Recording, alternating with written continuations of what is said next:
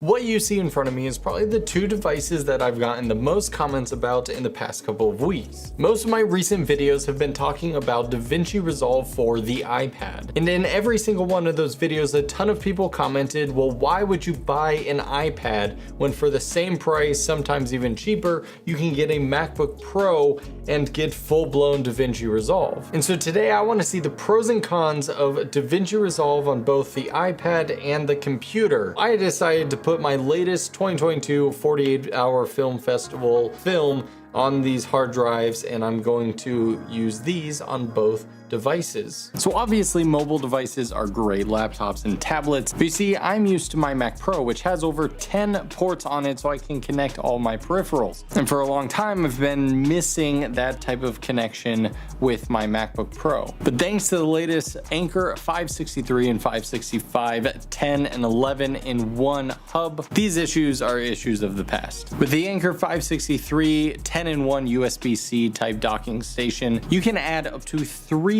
separate monitors via 2 HDMI ports and 1 display port. You can run power with up to 100-watt USB Type-C power connection, and of course you get all the other ports that you could possibly want. A USB Type-C 3.2 Gen 1, USB Type-A 3.2 Gen 1, 2 USB Type-A 2.0 ports, an Ethernet port, and an auxiliary in and out port. Heck, even add your phone in there with the up to 30 watts of power delivery port. There's nothing worse out there than buying cheap accessories for your computers and then being on an important set and having to transfer hundreds of gigs of files around just to have things constantly disconnect or stop working or speed slow down on you. This has never happened to me with Anker products before, which is why I love that they've been such a big supporter of this channel. Now, if you want something even more portable, you should check out the brand new 565 11 in 1 hub, which shares a lot of the same similarities as the 563. Give your laptop an extra 11 ports and get access to data transfer, charging, dual monitor display, and more, all from a single hub. If you're looking for any hubs or docking stations for your MacBook Pros, the Anker 563 and 565, with all of their unrivaled performance, will definitely meet your needs. Check them all out in the link in the description below. Anker accidentally sent a couple more than they intended, I think, so I'm gonna give them away to you guys. Make sure you're subscribed, leave a comment down below. I'm gonna send a couple of you guys some Anker docs. Let's get back to editing. First test, let's see what a startup time looks like. Again, I know it's not perfectly fair because this one's starting up a much more intensive program than this, but within about 5-10 seconds, whatever it was, we almost have Resolve open for iPad. While these are opening, by the way, this film actually we won for best editing, so yay. All right, so let's go ahead and relink all of the media. All right, and apparently I didn't transfer over a lot of my sound, but we're mostly here for the clips. All right, so we have both projects opened up, and as I said, most of the, it looks like sound clips are not quite there, so there's that. Let's see how it does with initial playback. By the way, I should probably check, this is a 1080p timeline, so keep that in mind. We had to submit it in 1080p, they wouldn't take 4K, so this technically shouldn't even be too difficult, but we do have pretty intense color grades on here. Pretty much all the footage required a hefty amount of noise reduction, and we have some other stylized layers here. The iPad's playback is pretty solid.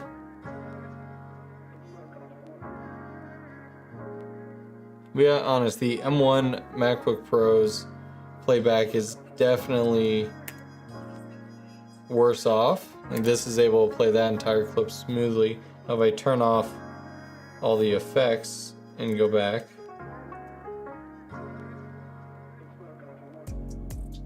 of course it plays back just fine.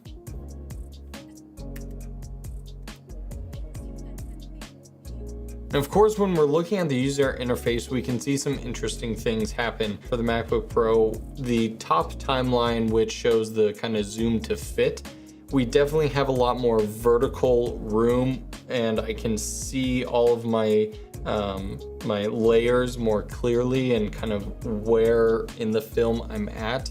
On the iPad version, it is quite squished. So when you have projects that are quite tall and that I'm not able to adjust, you can adjust your timeline view, but I don't believe I can adjust the top timeline. And so that's definitely a pro for the MacBook Pro. But Blackmagic has done something pretty interesting on the iPad by giving it a more adaptive interface. See, both of these devices are pretty much 13 inches. For example, if I have everything open here on the MacBook Pro and then I go over to turn on the inspector, it basically covers half of my timeline viewer. And so then I could go over here and turn off, you know, the media pool. Actually, I can't turn that off. So I basically, how do I see my whole viewer on the cut page? I can't. I just have to like zoom out a bunch.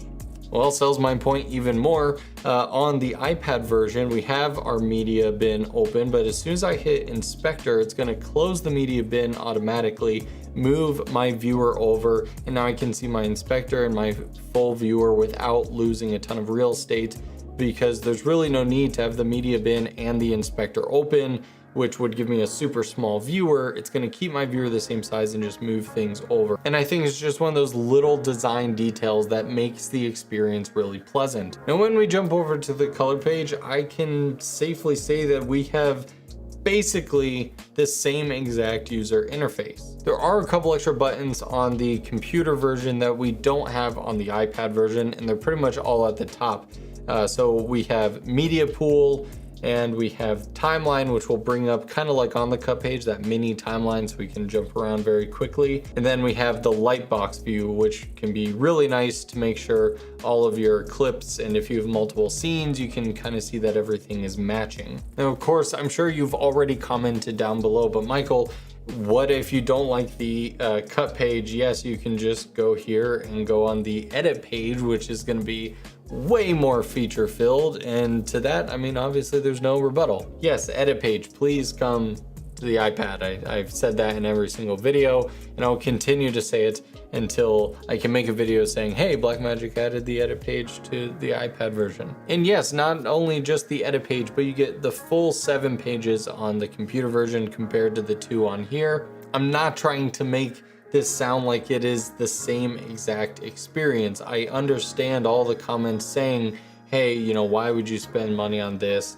Just get this. But what it really comes down to, if you are watching this video and saying, I'm debating buying, you know, one of these devices, I want to do video editing in Resolve, but I don't know which one to choose, it comes down to the features that you need. If you're just cutting together a bunch of videos, you're doing a lot of color grading work, the iPad is truly an amazing experience. It's got a Pro Display XDR technology, so for working with HDR content, it's actually one of the best displays that you can view your footage on. And as we can see from scrubbing around this footage, like, this is all 6K B-raw, fully color graded, a bunch of noise reduction. And considering it has all that noise reduction, it's actually playing back better than I thought it would. If I was still cutting this around, I would just be turning off the effects, and then I have a really, really smooth experience on both of these devices. And considering that I actually edited this on my $10,000+ Mac Pro is pretty incredible. What you can get for your money nowadays. Yeah, make your Mac Pro waste of money jokes. I know I keep dancing around the decision of, you know, which one would I buy. Here's what I think I would do in its current state. And that is a very key thing to say, because I believe that Resolve for the iPad will grow to get the majority of the entire functionality that the desktop version has eventually. That could be next year, that could be 4 years from now. I have no idea. And so I can only base it off of what the initial beta release and the final release that we'll see in the next couple of weeks. If you're going, I want to be a video editor, you know, I want to find clients, I want to do this, that, and the other, it probably makes the most sense to buy a full-fledged, you know, MacBook Pro or desktop. Could be Windows. Resolve will run on anything. Get yourself the full version of DaVinci Resolve. While I'd really like to say that if I had no other computers, I would just use Resolve for the iPad, because I do love color grading on a touch display with the Apple Pencil. It's just a really unique and fun experience. And if most of what you're doing is cutting video together, especially if you're like a social content creator, that's really nice. Not to even mention that this is the cellular model, and so I can be anywhere and still sync all of my projects, my footage, and you can't have cellular models of MacBook Pros. I feel like I'm not being helpful in this video because I can't even decide. I genuinely think I'm gonna need your guys' help with me on this. Debate it in the comments. I wanna know, what device would you pick if you had no other device? So this is not your secondary, as your primary device. Would you go iPad Pro or MacBook Pro to use DaVinci Resolve on, and why? And I would love to see your arguments for either side. Again, huge thanks to Anchor for sponsoring this video. Don't forget to make sure you're subscribed and leave a comment down below,